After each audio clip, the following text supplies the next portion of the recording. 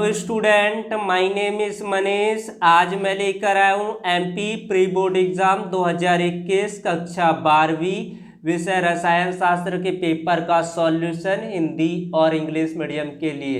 हिंदी और English medium के student से मेरा रिक्वेस्ट है कि पूरी वीडियो को लास्ट तक वॉच करेंगे, ये मैं एक्सपेक्ट करता हूँ। स्टूडेंट इसके पीडीएफ को डाउनलोड कर सकते हैं टेलीग्राम चैनल के थ्रू।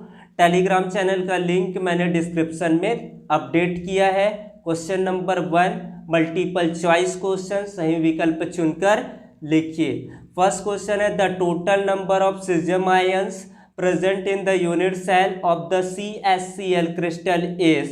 सीजियम क्लोराइड क्रिस्टल की इकाई कोशिका में उपस्थित सीजियम आयन की कुल संख्या होती है। इसका आंसर होगा 1।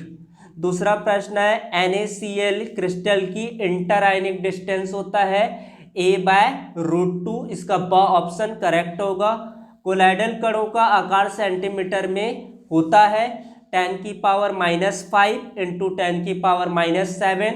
क्वेश्चन नंबर 4 पर रिएक्शन दिया है, उस रिएक्शन को आपका नाम बताना है, उस अभिक्रिया के नाम को लिखना है। तो ये कौन सी अभिक्रिया है? सैंडमेयर अभिक्रिया, सैंडमेयर रिएक्शन। उसके बाद 5वां प्रश्न है रेयॉन बनाने के लिए प्रयुक्त कार्बोहाइड्रेट होता है cellulose. Fill in the blanks, पहले खाली स्थान में आप लोग फिल करेंगे मीटर प्रति सेकेंड। सेकेंड फिलअप में आपका आएगा स्ट्रेंथ। थर्ड में आपका केमिकल किंग कहते हैं सल्फ्यूरिक एसिड को। फोर्थ में आपका आ जाएगा ट्रांजिशन यानी कि संक्रमण। उसके बाद 5वें में आएगा आपका sp3 हाइब्रिडाइजेशन, sp3 संकरण होता है। सही जोड़ी मिलाइए, पहले का आप मिला लेंगे फ्लोरीन के साथ, दूसरे में आपका आ जाएगा HCl हाइड्रोक्लोरिक एसिड, थर्ड आपका आएगा PTO, फोर्थ का आपका आ जाएगा C6H5NH2, फिफ्थ को आपको मैच करेंगे ग्लूकोज के साथ। एक वाक्य में उत्तर दीजिए। पहला क्वेश्चन आपका डोपिंग से पूछा गया है। Addition of small quantity of impurities is an element और कंपाउंड इज कॉल्ड डोपिंग कहते हैं उसको। दूसरे में आपका आ जाएगा 6 0.533, ये किस कोऑर्डिनेशन नंबर में आता है आपका? तो ये इसमें आपका 6 हो जाएगा। उसके बाद विशिष्ट दर अभिक्रिया किसे कहते हैं आप बता सकते हैं। मोहर लवण का आपको फॉर्मूला बताना है, तो मोहर लवण का आपका फॉर्मूला होता है मोहर सॉल्ट का FeSO4 NH4 12 SO4 6 time H2O। Fifth का आपका आंसर हो जाएगा यूरेसिल। उसके बाद आपको क्वेश्चन नंबर 5 का आंसर हेनरी का नियम बताना है। तो हेनरी का नियम क्या होता है? स्थिर ताप पर गैस की विलेयता का मान दाब के समानुपाती होता है, F समानुपाती P, F = K × P, जहां पर M क्या है? यहाँ पर द्रव में घुली हुई गैस की मात्रा है। इसकी जो लिमिटेशन की बात करें तो the gas should not undergo any chemical changes होता है। The gas not undergo association और डीएसोसिएशन इन द सॉल्यूशन होता है। M directly proportional to P, M = Kp। उसके बाद 6वां प्रश्न है हार्डी-सुलजे का नियम बताना है। तो हार्डी-सुलजे लॉ क्या होता है आपका? Coagulating power of an ion for the coagulation of colloidal solution is governed by this law according to which greater the valency of an ion greater will be the coagulating power. उसके बाद 7वां प्रश्न है उपसह संयोजन किसे कहते हैं और केंद्रीय धातु परमाणु किसे कहते हैं? तो उपसह संयोजन यौगिक में लिगैंड द्वारा केंद्रीय धातु आयन के साथ बनाए गए उपसह संयोजक बंधों की संख्या को कोऑर्डिनेशन नंबर यानी कि उपसह संयोजन संख्या कहते हैं। केंद्रीय धातु परमाणु क्या होता है? एक संकुल आयन धातु परमाणु या आयन होता है जिसे केंद्रीय धातु का परमाणु या आयन कहते हैं।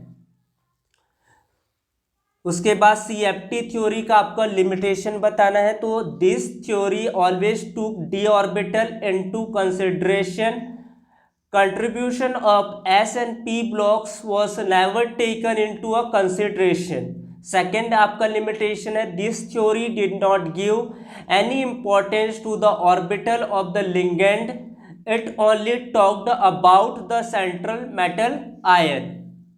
उसके बाद आपका कास्ट स्प्लिट किसे कहते हैं या वुड स्प्लिट क्या होता है? तो मैथनॉल CH3OH को पहले लकड़ी से बनाया जाता था, इसलिए इसे कास्ट स्पिरिट कहते हैं। उसके बाद प्राथमिक अल्कोहल, द्वितीयक अल्कोहल और तृतीयक अल्कोहल में आपको अंतर देना है, विहाइड्रोजनीकरण की क्रिया को समझाना है। तो प्राथमिक अल्कोहल को कॉपर के साथ गर्म करने पर एल्डिहाइड और H2 देता है, जबकि द्वितीयक अल्कोहल कॉपर के साथ 300 डिग्री सेल्सियस ताप पर गर्म करने पर कीटोन और H2 देता है, जबकि तृतीयक अल्कोहल कॉपर के साथ 300 डिग्री सेल्सियस ताप पर गर्म करने पर एल्कीन और H2O देता है। ये दोनों देख सकते हैं, प्राइमरी अल्कोहल और सेकेंडरी अल्कोहल और टर्सरी अल्कोहल। डिहाइड्रोजनीकरण को आपको समझाना है इसमें। फिनॉल और अल्कोहल में आपको डिफरेंस बताना है, तो फिनॉल और अल्कोहल में क्या डिफरेंस होता है। Phenol it has characteristic phenolic odours होता है आपका, it has alcoholic pleasant odours होता है, इनका गंध होता है। Due to acidic nature form salt with bases, due to natural होता है आपका, न्यूट्रल नेचर्स होता है, do not form salt with bases, produce red colour with ferric chloride, does not react with ferric chloride, form coloured complex on oxidation, form aldehyde and ketone on oxidation होता है। उसके बाद किसी चालक के विशिष्ट प्रतिरोध का व्युत्क्रम विशिष्ट चालकता कहलाता है, इसको कप्पा से रिप्रेजेंट किया जाता है, और कप्पा की जो वैल्यू होती है 1/ρ होता है।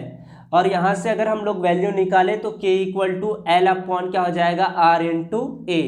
मोलर कंडक्टिविटी या आयनिक चालकता आपका क्या होता है, किसी विलयन की आणविक चालकता उन समस्त आयनों की चालकता है जो 1 मोल विद्युत अपघट्य को VmL आयतन में विलय करने पर उत्पन्न होती है, इसको लैम्डा m से प्रदर्शित किया जाता है, और इसकी वैल्यू होती कप्पा × V होता है। इसके डाइल्यूशन पर क्या इफेक्ट पड़ता है, यहाँ पर पॉइंट लिखा हुआ है, इसका आप स्क्रीनशॉट ले सकते हैं। Molar conductivity lambda m = K × V होता है, कप्पा × V। स्पेसिफिक कंडक्टेंस क्या होता है आपका, कप्पा = 1/ρ होता है, और रो की वैल्यू होता है R × A/L, तो यहाँ से कप्पा की वैल्यू L अपॉन क्या हो जाएगा, R × A। Effect of dilution क्या होता है, the conductivity of solution increase on dilution, the specific conductivity decrease on dilution, the equivalent and molar conductivity increase with dilution, the equivalent and molar conductivity tend to acquire maximum value with increasing dilution, maximum at infinite dilution। उसके बाद आप Ostwald विधि को अच्छे से समझाना है। ये यहाँ पर मैंने सारे पॉइंट आप लोगों के लिए एकदम इजी वे में तैयार कर दिया है। ये सारे चीज़ का आप पहले इनको लिखेंगे, ओस्टवाल्ड विधि का आयतन अमोनिया, 1 आयतन अमोनिया और 8 आयतन वायु का मिश्रण प्लैटिनम की जाली के ऊपर आप 800 डिग्री सेल्सियस ताप पर प्रवाहित करते हैं तो अमोनिया का नाइट्रिक ऑक्साइड में ऑक्सीकरण होता है। बनी नाइट्रिक एसिड को ऑक्सीजन कक्ष में भेजा जाता है तो नाइट्रोजन पर ऑक्साइड बदल जाता है और इस तरह गिरता है और तनु नाइट्रिक अम्ल प्राप्त होता है। इस तरह से इसका चित्र आपको तैयार करना है। मैंने इसकी इंग्लिश और हिंदी नोट्स दोनों प्रोवाइड कर दिए, आपको कोई प्रॉब्लम्स नहीं होगा। आप स्क्रीनशॉट ले सकते हैं, चाहे तो आप इसको PDF को डाउनलोड कर सकते हैं टेलीग्राम चैनल के थ्रू।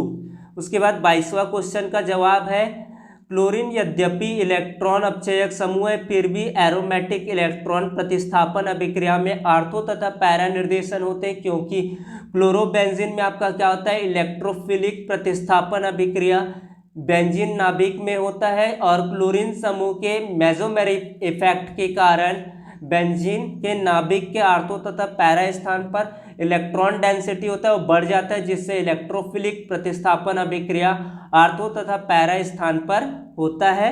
और इस तरह से इसके एग्जाम्पल को आपको शो करना है। तो thanks for watching video, please subscribe here. Lot of मतलब मुझे चाहिए रिस्पॉन्स, अगर आप लोग अच्छे से रिस्पॉन्स करते हैं तो इसी तरह से मैं रिप्रेजेंट करूंगा, अन्यथा मैं एक ही मीडियम के साथ सॉल्यूशन को प्रोवाइड करूंगा। तो thank you, have a good day, thank you.